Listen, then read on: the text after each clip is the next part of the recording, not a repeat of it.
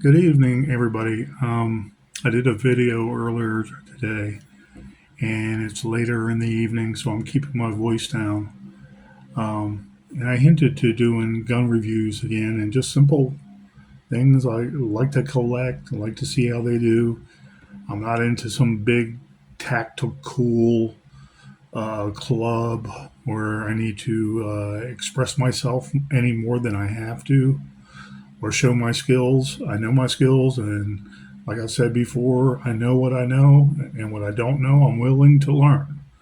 I have no problem with a lot of people in the gun world and community in general. And it's kind of catchy when you talk about guns and this day and age and defending yourself. And one of my female coworkers, very nice lady, um, she's from DC, I believe, originally. I forgot originally, but she lives in Alexandria now. We were discussing guns. And one of my other coworkers that is also pro gun was talking. And then she was like, well, how do I get my carry concealed permit? I call it a CCW. Other people in other jurisdictions might call it something different. And I went through the numbers with her in Virginia. You take a hunter safety course or some kind of training course that's official and certified by the state of Virginia or okayed by the state of Virginia. They have their own training guidelines. I'm assuming they have to show the bigwigs down in Richmond, the tenured police officers that are no longer police officers, but they do training and they do background searches. They're not necessarily police anymore, but they work for the state police doing background checks. Most of the time, it is state police officers that are no longer in patrol. They also have civilians there, and I don't know who runs the computers, the IT systems, everything, the interfacing. You can imagine they can get a hold of a lot of information quick around the world if it's out there to snatch up. But it has to be here in America. It has to be of a legal, I want to say criminal situation. Your background check. If you have a crime you committed here in the United States, it's going to be on your background. And I was not always a saint myself, and I drank a lot. And post police officer, I drank 5, 6 times, and every time I didn't want to anymore. But when I was a police officer, I drank a lot, and I caused some havoc in my lifetime. And having the same name as your father, who may have a record, always will trip you up when they do a background check. And so I found it very easy to get my carry concealed because I have a range card from my MPD days on the police department. And it was more than sufficient enough proof to prove my proficiency shooting any kind of handgun, rifles too. And granted, I don't know everything about every handgun, but the handgun I choose to carry, I will know it. And I will research it and I will practice with it as much as possible.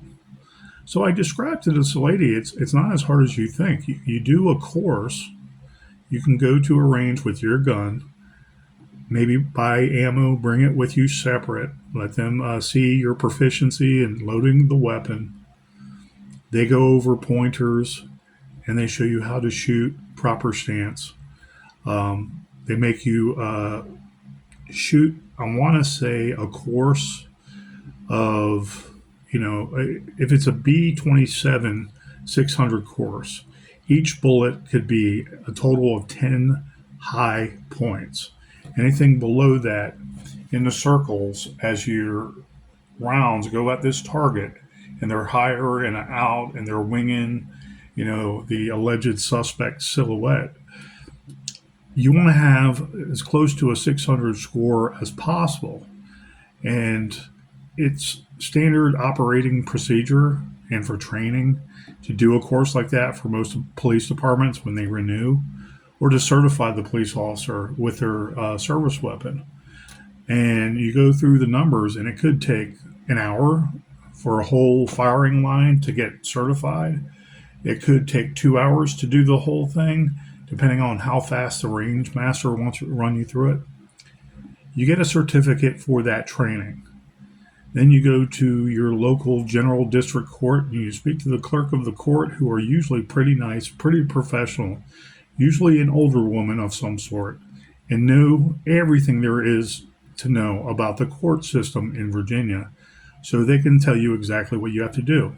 Whatever the fee is, you pay that. It was up to 50. When I renewed, I wanted a new one with a new address, and I wanted to laminate it and make it 100% perfect, so it didn't wear down in my wallet over 5 years or whatever it is. I forget off the top of my head. Maybe it's 6 years. Once you have that, that's good with you with proper Virginia ID or proper identification. Virginia made it a little more easy to have all kinds of different identification with that carry concealed permit. So they can't just come up to you and say, oh, this is invalid because you have a driver's license that's to a different address. They changed some things with that. So you're good, and you can keep and hold on to that permit. And I heard that from two clerks of the court. So I feel somewhat confident in what they said. I have no reason to doubt them that, okay, keep your carry concealed. We're not going to give you a brand new one just because you moved down the street, or just because you moved to Richmond, Virginia, or you moved to Southern Virginia, or you moved to Western Virginia, the western part of Virginia. And I'm like, oh, good. So they are more lax with that because, I could be engaged with someone. A woman could be engaged with a man, has him move out, she moves out, whatever, wherever they move. And she'd be like, oh no, I don't live there anymore. It's been years. I'm living with my mother now. And you're not in trouble. There's nothing you did illegal.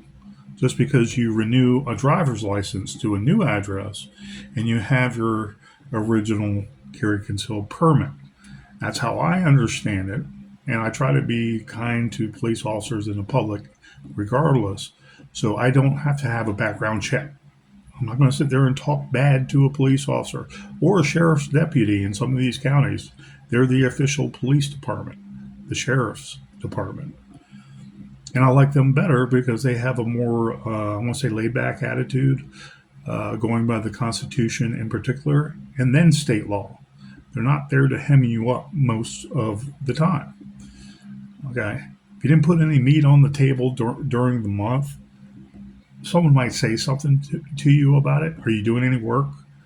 But you don't always see them out there trying to hem up people every day of the week, like you see in the big police departments, the city police departments, the counties that have only police departments.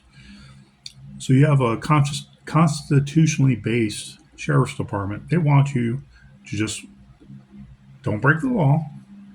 Have your paperwork. If you're asked about your paperwork, show it. Don't argue. They're not trying to frickin' hem you up. Unless it's really, really bad and you're on papers or you're wanted by Interpol for terroristic activity, or you have a warrant in some other state jurisdiction, when they run your name and they have proper ID, they're going to say that's good enough. Oh, you have a carry concealed permit in Virginia too. And I'll let you know a little secret. If you own a vehicle and it's in your name and you have a carry concealed permit, it's a hit. They get on the computer, and the dispatcher might even repeat it besides the computer that the sheriff's deputy or police officer is looking at. Say, are you 10-4, or are you by yourself, for lack of a better term, or are you 10-4 with a partner? This gentleman has a hit, carry concealed permit, blah, blah, blah. And then he knows, okay, this is a possibly armed person inside this car. Okay, maybe they're doing everything legal. I have to be safe because there might be a gun in the car. So let me not jump to any conclusions. It was traffic. Let me not escalate. Let me be polite and just issue a ticket. Whatever they're going to do and how they're going to handle it, they know that you are most likely armed, especially if the car is owned by a female and a female is driving it. Or the car is owned by a male and a male happens to be driving. they're usually going to approach your car in the situation with a little bit more respect, but also a little bit more respect in their investigation because they know that whatever brought you two together, you might be armed and don't want to get locked up. You might cause deadly force against that police officer or that sheriff's deputy. They will use caution, is what I'm saying, when they approach your vehicle and how they use tact to interview you while affecting that police officer stop or that, traffic stop. I was thinking Terry stop off the top of my head. When you see someone doing what looks like criminal behavior or about to do it, okay, you try to develop, I want to say, more cues that add to your eventual probable cause to stop and arrest that person. Okay, someone just hanging out in front of the bank, 9 times out of 10 are not robbing the bank. But if you see furtive action that leads you to believe they are about to rob the bank, he's looking everywhere. He's looking spaced out. He's under the influence of drugs. He keeps on, bringing his jacket over and feeling his side. Those are things that crooks do to, I want to say, highlight that they have a weapon on them because they're kind of nervous about what's supposed to go on and they want to make sure they know where the gun is because they don't want to use it. They're scared shitless. They kill people innocently because of accidents or pulling the gun. And I'm fearful. I'm fearful while I'm robbing someone and they shoot someone. And, now they have a murder charge. My point is, the police officers can stop you for traffic, and unless it's a criminal direction they're going, 9 times out of 10 they want to give you a ticket or a warning and say, "Have a good day, take care." Are you carrying right now? What are you carrying? SIG 320, extra mag. I got 3 extra, actually 4 extra on top of that. If I ever go battle load, real battle load, that will be on my hip, or something like a 44 Magnum with all magnums, because what I hit, I want to hit. Anyways, as I blow V8 and I do, and I was speaking to my coworker, I told her everything she has to do, and then we were talking about stance and shooting. I said, "Come here, I'll show you." I said, "We have a debate here: isosceles versus Weaver stance." And I showed her isosceles first, and I said, "Okay, you're shooting." And I went, bam, just like that, not even that hard, and her whole. I said, "Okay, well, the guy that's going to train you is going to train you how he wants you to do it. Okay, do that. If it's isosceles and not Weaver, okay, it could be a modified isosceles, but your arms have bend in it. If you have bent arms, it's harder to push you away. If someone's like, no, I literally had that happen to me. And my round went all the way up the street, up this large hill, and hit a kid in the head. Another cop story. Wasn't my fault. I was shooting at a car that just ran over my partner. And I was like this, and he kept on yelling and yelling and yelling, and I'm shooting, about to lay down on the car. And he hit me at the last second. And I remember pointing and pointing and pointing, and at the last second, I was about to shoot, and he hit my arms. Weaver stance could have helped in that, and it was Weaver stance. Gripping everything down here on the crease of my hand, I was still pulling, and I was dead on aiming at that car's back window. And this asshole came and pushed my shoulders, not my arms, pushed me out of the way. The round went up, hit this kid's car, and he was sitting in the front seat. I want to say teenager. And then what transpired was the Hydroshock round splintered and it cut his head.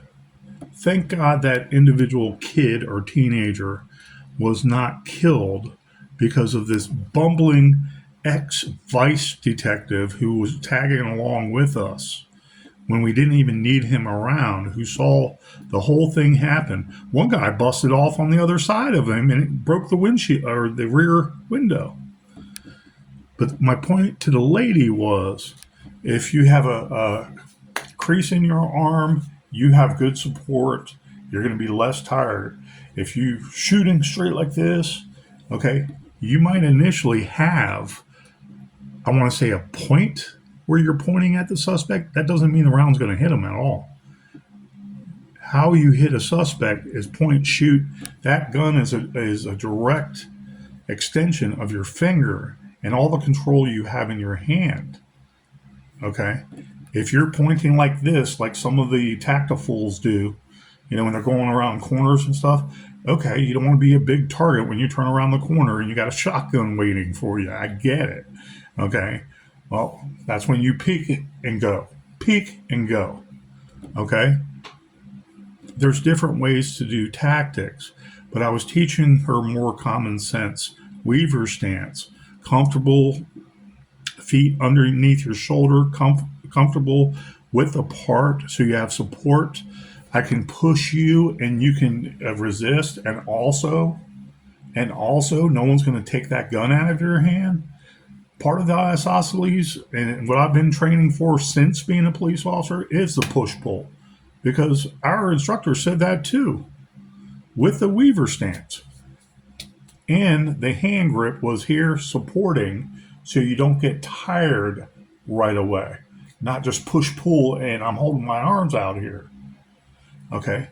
My philosophy is support and comfort. And 9 times out of 10, if someone's robbing you and the gun's right there in your face and you're going to wait for the right time to pull out your blick, okay, you're not going to be worrying about the isosceles going like this, sticking your ass out in your back and keeping your back like this kind of perpendicular to the ground, sticking your ass out just to make sure you hit them this close. No, you'll resort to training, pull, point, shoot. Okay, and you can do that very quick and learn that quick draw McGraw, however you want to say it. And so there's a debate about isosceles or Weaver, and they both have their pluses and they both have their negatives. One thing I try to explain to this lady is with Weaver, okay, stick out your butt, keep your back straight, point only like that. Now stay there for 2 minutes. She says, what? I said, stay there for 2 minutes. Oh, okay. And I counted. And I said, how does that feel after 1 minute? That's painful. It's like, yeah, people point, shoot like this. They're sticking their butt out and they're trying to have a low profile. I can even agree with that. Okay, but all those body mechanisms working, straining the already tense situation, psychologically will wear on you, and rounds are going this way, rounds are going that way, hitting innocent citizens. And all you had to do is, okay, if it's a gun battle and there's some distance, pull, draw, boom. Pull, draw, sights, boom, to be a little more precise. You have to work on that with your trigger control, your breathing control, your eyeball control, your head control, your shoulders control, your hand control, your trigger control. And you need to be comfortable when you're doing it if you're going to affect change to stop that ISIS member, that bank robber, that mass shooter casualty situation. Weaver stance is a better stance, is my opinion. Although I like the push-pull for the security of the gun in your hands a little better than just culping. However, when you're culping your hand right there on the crease, you can still do both. You can still support that gun a lot easier than pushing and pulling and straining all these muscles. If it works better for you, do it. I have no problem with that. And I see people bringing the gun back in like here, looking everywhere. That's going to get someone killed. That's where I do have a problem. Okay, with these tactical training courses, and you go like that. Your butt sticking out. You look like a freaking praying mantis going like this, looking everywhere. Meanwhile, some off-duty detective sees what's going on, thinks you're the mass shooter, pops you because you didn't put the gun directly into your holster right away after the threat was down.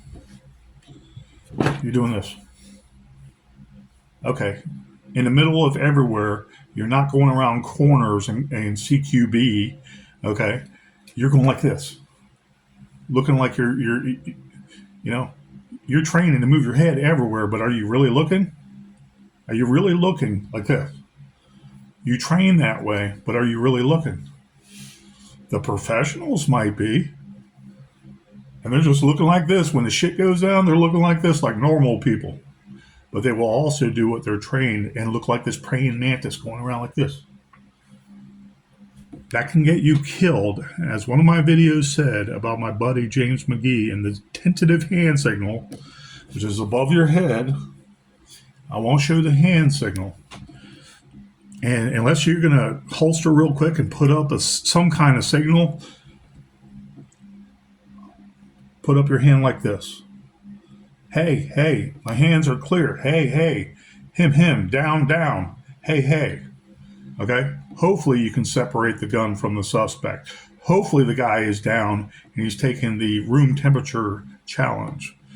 Hopefully the police say right away, okay, back off, dude, back off. Do you have a gun on you? Did you do this? Keep your hands up. Let me see. All right, stand there. A good police officer would put that citizen that got involved on a righteous police shoot in handcuffs so that he can administer aid or handcuff the suspect next because of safety concerns. He would be well within his reason. Hey, why are you putting the handcuffs on me? This gentleman right here is the one that was shooting up everybody. It's like, because you have a gun on you and I want to disarm you while he is incapacitated, okay? And you are the biggest threat when that dude is down on the ground and he's freaking hollering at life. As long as that gun is allegedly separated for him, that citizen with the gun is the next biggest threat. I wonder if someone wants to debate me about that. Yeah, that ISIS member down on the ground. Do you know he's ISIS? He could be a government official that knew what was going on and basically had to pull his gun and eliminate a threat that concerned citizen didn't see. So that concerned citizen, no one knows who that concerned citizen is yet. You're doing this, you're at least safe. He puts you in cuffs. He puts you in the car. That suspect is still there. There's no more weapon with him, allegedly. Then he goes and administers first aid, or he puts extra set of cuffs on that suspect on the ground. That's what you do. And someone would say, oh, no. You put the handcuff on him. No, if you shot him, you know he was armed. He was up to no good. He was ISIS. He was a bank robber. He was someone sticking up people. He was a mass psychologically unsound murderer. You put the police officer stopping it puts the handcuffs on him first. It doesn't matter if there's blood all over the place. Doesn't matter if his head's blown off. You don't know if he's a continued threat. Of course, you have to assess the situation as you're triaging that individual. Are there more shooters in the crowd? How much backup is with you that closely, that quickly? Do you have to sit there and hold people at gunpoint until you get backup? I had to do that before. There's nothing wrong with that. A lot of citizens are like, you got him, officer. You got him. You got. It wasn't a shooting or a homicide or a police shooting, I should say. But the citizens know, oh, okay. And then you can see if they got some dirt on them too, if they're tossing out weed or crack or something. Drug boy got laid down and thrown on the ground because he had a gun on him. I'm holding a gun. I'm holding everybody at gunpoint, waiting for backup. Nothing wrong with that. My finger's not on the trigger, and if I have to bust off, I will. So I was trying to explain to this nice lady, what she may be in for if she does an actual shooting course. And I said, if you do get a gun and you go to the hunter safeties course that Gander Mountain used to have, Bass Pro Shop has, probably Dick's Sporting Good has also. Walmart, I think, used to have them. Maybe I know Kmart used to have them too. They give you whatever form. It's a form like a half a piece of paper, and it's blocked out with your name and information. It's got the border around it, not blocked out. It's the border, and they would give that to you. You take that to the clerk of court. Clerk of the court, you give them $50. You fill out the form, show them your ID. They make copies of your ID just like you would buy a handgun. 2 forms of ID, hopefully. Virginia State also identification. They like that better because they can tell forgeries and stuff. They just look at it and say, oh, okay, we know you're local and you live there. And then they do the background check and they send you your carry concealed in the mail. They do hand you back your hunter safety course too. They make copies of all this. And they send you your carry concealed in the mail. I said, I will work with her and go shooting. We have to find an open place, though. I don't want to go to shooting range with other people shooting and very sensitive left ear on this side and put on all this stuff. And I have to raise my voice so that I know I'm enunciating properly with a broken eardrum to this day here. She said she would love to. And I'm like, great. We need to reach out to people who question us about how do we get a gun? What are we doing to get protect our freedoms? And do I have to get a permit? She asked me if she had to get a permit just to carry a gun. I said no. She said open carry in Virginia. I went and bought a gun today, and there was a conversation about that. I didn't bring in. I was just sitting there listening to the guys in the gun shop. One guy asked everybody, "What do I have to do about blah blah blah?" And if I'm going to the range, it has to be unloaded, and where does it? And it has to be separated from the person inside the inside the car, or it could be in the trunk and unloaded. And it's very simple. And then we were talking about that, and I said, it's open carry state. Why don't you just put that on your side and carry? I said that would solve everything inside your car. And you have to have inside your car, like a domicile, have the gun. I want to say one barrier to using it. Like if it's in a lockbox, you open up the lockbox and then you can use it when loaded. And of course, you want to be safe as possible. You know, have the gun separated from you, and I want to say concealed and away from ammunition, and you'll never go wrong. Police officer sees a gun loosely hanging around your car, they might jump your shit and start shooting, thinking you're going for it. So you have to look up the law, read the law, and get a better perspective of what's safe and what's not, especially. You have a carry concealed, you can put load a gun on you. You can have anything less than that. Sword, knife, switchblades, nunchucks, anything that is still otherwise legal, but you can't carry it because you don't have a permit for it. At least a permit, they know who you are. At least a permit knows that you could have a gun on you. At least with a permit, you took time to practice. You took time to educate yourself about weapons. That is the theory. And I wish Virginia was an open carry concealed and concealed. Open carry and concealed carry state where it shouldn't even fucking matter. I don't have a record. I'm not a felon. And some dude is threatening me down the street, or some dude online is threatening me. Dude, you want to bust off, you're going to bark up that wrong tree and you're going to walk home in a body bag. I promise you. Because I am legal. And I am moral. And I am trying to respect life with my training. Okay? But if you come after me and threaten me and you're more of a criminal and you're not really contributing to society by threatening me, that's where we're going to have troubles, and I should have the right, without a carry concealed permit, to carry anything I want inside my pants pockets and use that to defend me, because that's God's law. That's not government's law. That's not Virginia state government's law.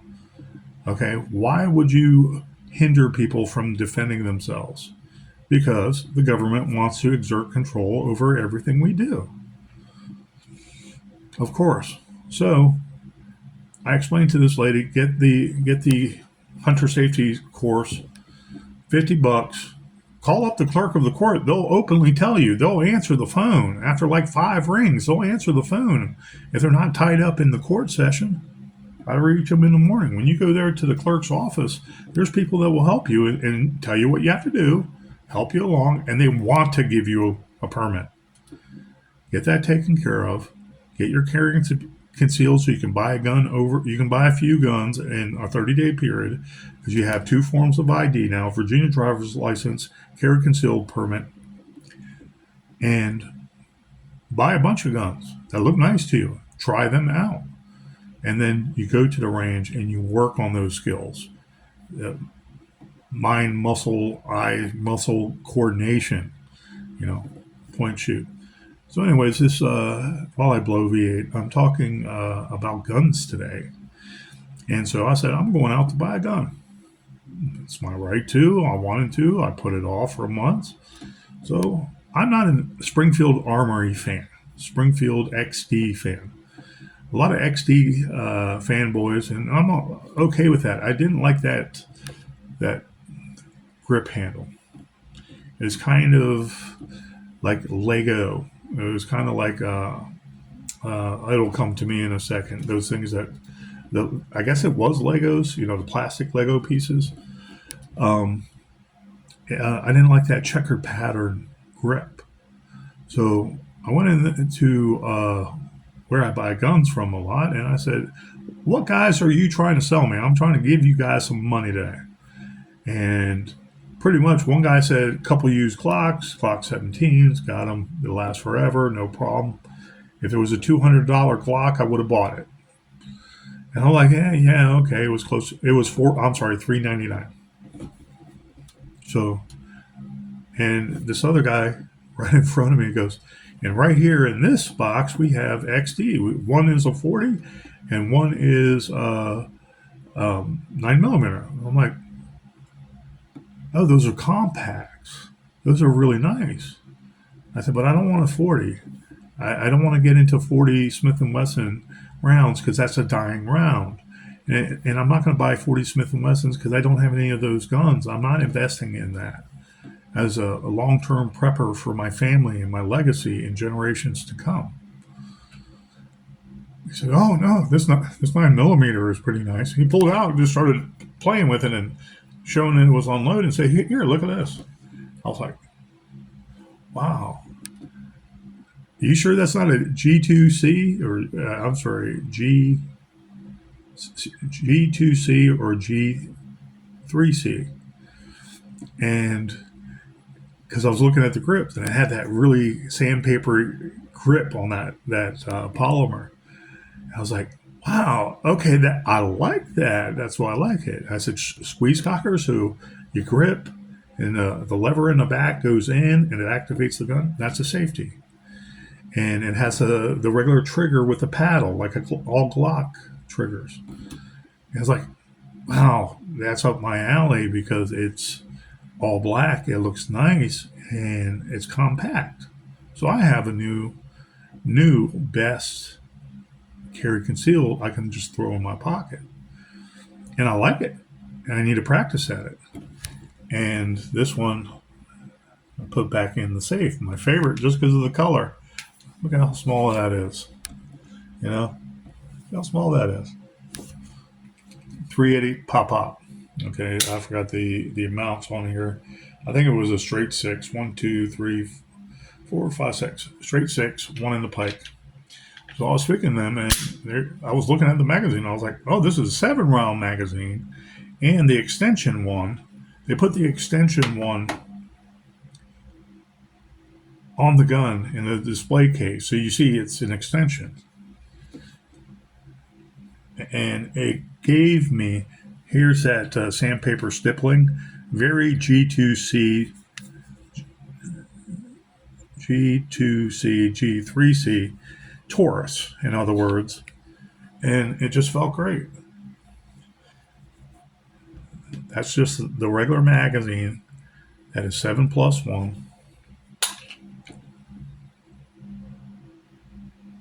7+1.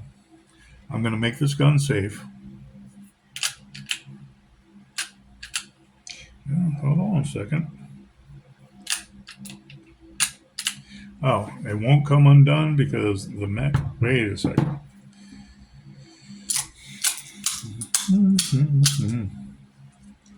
New platform may cause you troubles, so you have to practice. Okay, empty magazine in.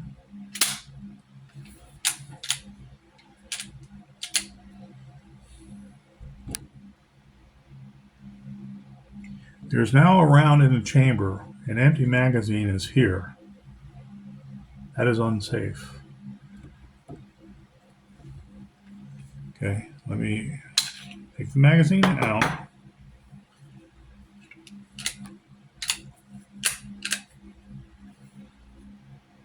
It also has a witness hole here. Paddle, trigger, ambidextrous magazine release. Cocking, no, it's not a decocker. This presses in, very easy to use. I'm pressing it in.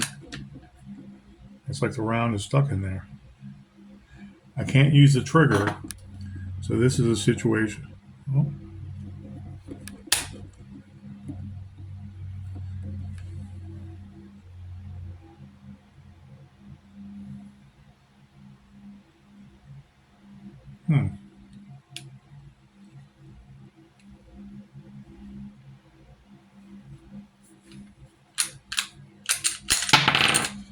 Finally, this regular range ammo casings can do that. I'm going to put this to the rear.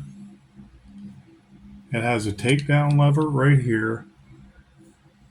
I was watching a video today, Such talking about that. Very minimalistic. And that's what you need in a hurried situation. Okay. See the light. Nothing in the port. Okay. Choke up a little. You don't have to choke up hard. Trigger works. So I'm going to practice with this soon, even if I have to go to the local range, which I don't like doing. It's very conscripted. It's very regulated, and it gives you no freedom to relax and enjoy shooting, especially when you know what you are doing. But this is the XD-9 3.3. And it's called a 3.3 because of a 3-inch barrel from there to there. Okay. You look at this and you might think, oh, well, that's a 1.5-inch barrel there. Well, you got the block right there. So the port, the chamber, the breech, all these words, that have been used for 200, 300 years. It's nice. I like the matte black. It's smooth, but it's like a soft. It's not blued. And I love the grip. The grip is more G2C and G3C. And we were talking about the grip safety. Point shoot, and you don't even have to choke up. Very little pressure. So I like this concept with a little safety there. So you're in your pocket, your finger is off the trigger, you're in the pocket, you're already pulling it out. You have a good grip. We go to town, you're already ready to go. I like that. And of course, I want to practice more with this. Maybe add some lubrication to the chamber. I want to break this down, and the takedown lever, again, is more to the front. Okay, and you have to line it up with this circular divot that's taking it out. See that circular divot right here? right there. Okay, you have to line that up with this, and you lever it, and then you just take the thing off. I'm fairly certain that's how it's going to go, and I'm about to take it down and clean it up and put some lubrication in there, some gun oil. I love this. How I saw it, I have it loaded. I wanted to full magazine. This you can see the witness holes, and it says up to 9. 1, 2, 3, 4, 5, 6, 7, 8, 9. So that gives you 10 rounds. And with the regular flat magazine, that gives you 8. So you have 17 rounds. Okay, is it the best capacity? No, but for $299, brand new condition, I like it. And it was one I didn't buy before. So I could enjoy it. It's like, okay, that's not taking me to the bank. Okay. Proof is going to be in the pudding. I got a million G2Cs. I even got a G2 Slim in many of my older videos. And I love this. I love this. I like the witness hole. Oh, yeah, there's a round still in there. Don't do anything stupid. You know? Right in that hole. I don't know if you can make it out. That hole right there. Yeah, it comes out pretty good on video. You can see it right there. You can see that brass bright as day. Is it sticking up? No. Is it going to snag on anything? No. The sights are rudimentary. White dot to the front and all black to the rear. I don't know why they did that. Maybe so the front sight you can see quicker lining up. I don't know. You know, clocks. All my life I'm trained with 3 dots across. You're good to go. But very nice, very sturdy gun, and I look forward to doing another review, breaking this down, and it's going to be cleaning it after I already get familiar with it and I test fire it. So I like it. $300. I can put this in my pocket. I'm a bigger guy. I can put compacts like that. Okay. This is part compact or subcompact. There's service, compact, subcompact, and mouse gun. This is definitely an answer to the 365 by SIG and the MP5 from Smith & Wesson and the Ruger, or I'm sorry, what did the Ruger have? I forget. There's so many different models that are trying to do high capacity compact and subcompact. This might be considered a subcompact mix, like a hybrid, because it's just there. It's just there. Smaller than a service weapon. You'd call a compact, so I just call it a compact. But it's single stack, 7 in the magazine, and one in the chamber, and you're quite safe with a simple Uncle Buck holster. I've shown this holsters for everything. And I just put that in my front pants pocket. People think it's a cell phone. You might see something in my front pants pocket. They say, oh, it's a cell phone. I wear baggy cargo pants because of my job and having to have first aid stuff in certain pockets and utilitarian stuff to help me through longer shifts. And this, walking through the mall, no one would say anything about it. You know? So this is my new carried concealed everyday carried conceal. And it's nice. Now, one thing I don't like is extended magazines. Except for the fact that if it was last ditch situation, you bring out this extra magazine because of course you're going to have to use it. Okay, but I don't want to carry that like that. Okay, that like that, giving me that full size appeal because it's just too big. It's too heavy, and it gives me options to move this, perhaps leave it in the car or someone nearby. It's not on my person. I'm not going to be in police officer uniform or security uniform to have that on me, but 7+1 9mm is, of course, more firepower compared to the PT-3AT. You know, shooting the 380 round. The 380 round is still no joke, and I love this gun. And it's got a lot of use without shooting it lately. But anyways, it's a nice gun. If you can get one for the money, researching them online, they're brand new. I believe in the $450 range because a lot went up since 2016 when they were more new. I don't remember when they started producing these. XD has a whole line of freaking really nice guns, but I don't like their grip that looks like boxes, blocks. Sorry, like boxes, almost squares. And this has the stippling like a G2C. It has that sandpaper stippling. This reminds me of basically the Gerson M9, like a miniature version, with the exception of the grip safety. So that's what I did. I purchased this today for $299, and out the door it was $317. And there's still good deals out there. If you were an individual protecting your family with this, you wouldn't go wrong. Would you have a gun battle with a bunch of thugs coming in and they're all armed? You know, if you knock down a couple of them and they're doing the room temperature challenge, then perhaps everybody else will run away. But if they're all coming after you at once, you know, is 8 rounds in this first going to be enough? And then you have to go to the 9 rounds in this. So it's a total of 17 rounds. There's trade-offs in every gun.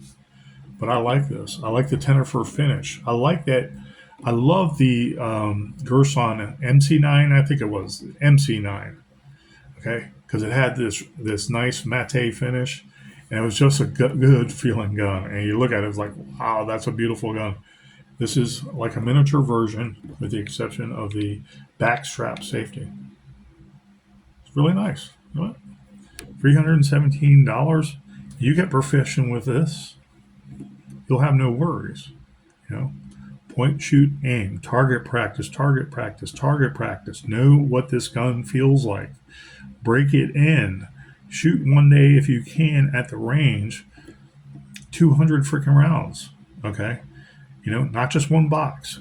You do one box at the range to be familiar with it when you get to experience this gun inside and out intimately, knowing the trigger pull, knowing the kick, knowing how it kicks. Where do you feel the most pressure in your hands? Okay, do you have to hike your hand up more so you're absorbing more of that recoil? You know, very nice. So I'm going to break this gun down now. I'm going to clean it more and oil it. Brand new condition. $317 gun that used to be, right now, I'm not entirely sure, but I bet it's about $450 out the door. So you think $450 more taxes, you're looking at $465 to $475 out the door. This might be everything you need. It's not that heavy. It's just a beautiful gun. So anyways, guys, sorry for bloviating so long, but thank you. There are deals out there, and go buy yourself a handgun. Go to the gun store and ask them how to do it if you're not aware of it. I also explained that to my lady friend, and she has a newfound respect for guns, and like, oh, it isn't overly regulated like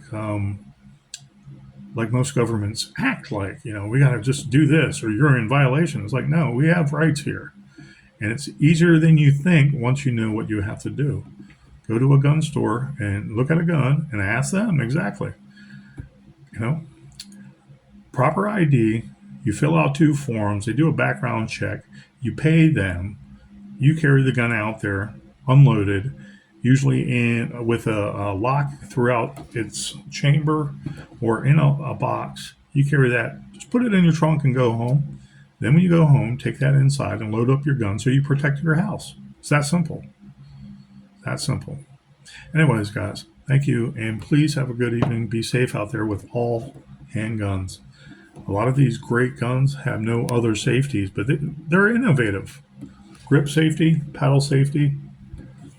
There might be what is it clock? A firing pin safety, a drop safety is what they call it. So this falls from like at least 25 feet, hits the ground. There's no way that any mechanism, the sear or anything, is going to let go, and the firing pin goes forward and activates that round. So, two safeties I'm aware of at this time, and I like it. You can carry it in your pocket and get that protection you need. Thank you guys. Please have a good evening and take care.